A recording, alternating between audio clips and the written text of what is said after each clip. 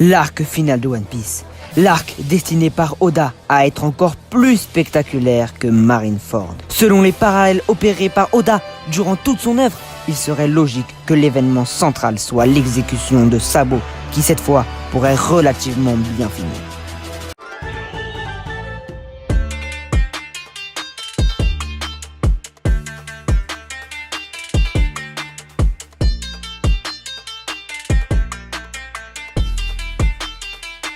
Le 19 novembre 2021, naquit un équipage pirate du nom de Shinji Kai. Ils se lancèrent sur la route de YouTube afin de devenir le plus grand équipage du monde. Au fil des conquêtes, des alliances et du temps, cet équipage a gagné en membres jusqu'à arriver aujourd'hui aux 1000 Nakama. Leur objectif, les 2000 Nakama. Pour cela, le Shinji Kai a besoin de votre aide, à tous. Abonnez-vous et partagez donc à tous vos potes afin de faire grandir cet équipage et de réaliser notre rêve. Merci pour tout votre soutien.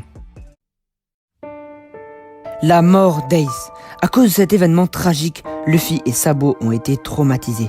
Si un événement comme celui-ci devrait se reproduire, nous pensons que ce choc émotionnel serait tel que Luffy ne pourrait pas y résister. Et pourtant, c'est ce qui va arriver.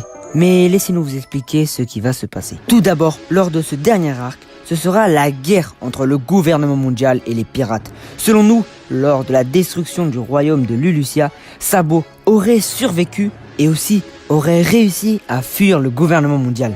Mais comme par hasard, Barbe Noire réussira à le combattre et à le capturer.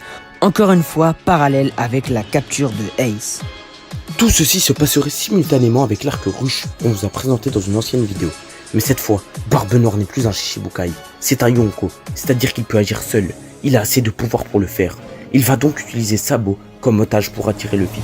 Il est au courant pour les routes poneglyphes. Il a déjà celui de Big Mom et bientôt ceux de l'eau, comme le montre le chapitre 1063. Il attirera donc Luffy pour lui voler ses poneglyphes. Mais Luffy aura du répondant et sera trop pris à la légère par Barbe Noire. Barbe Noire, fourbe comme il est, connaissant le point faible de Luffy, ne se gênera pas pour l'utiliser. Il tuera Sabo juste devant ses yeux. Luffy tombera dans un état de choc encore inédit, beaucoup plus grand qu'à Marineford et pire que Big Mom à Whole Cake. Il relâchera tout son haki jusqu'à l'épuisement qui sera presque mortel pour lui. Ce choc de haki déchaînera des tremblements de terre et donc des tsunamis dans tout le nouveau monde. Et sera signe que Barbe Noire aura gagné. Mais c'est sans compter Brook. Zoro étant le meilleur ami de Luffy, le calmera tandis que Brook réalisera un acte qu'il devra payer de sa vie. Pour nous, Brook n'a pas encore réveillé son fruit. Tout ce qu'on a vu de lui jusqu'à maintenant est juste le pouvoir du Yomi Yomi Nami. Pour nous, l'éveil du Yomi est d'échanger sa propre âme contre celle d'un défunt pour le faire revivre. Il va donc se sacrifier pour sauver Sabo, et donc Luffy, qui serait mort d'épuisement sans lui. Brook aurait donc donné sa vie pour son capitaine, qui pour honorer sa mémoire ira retrouver Laboon après être devenu le roi des pirates.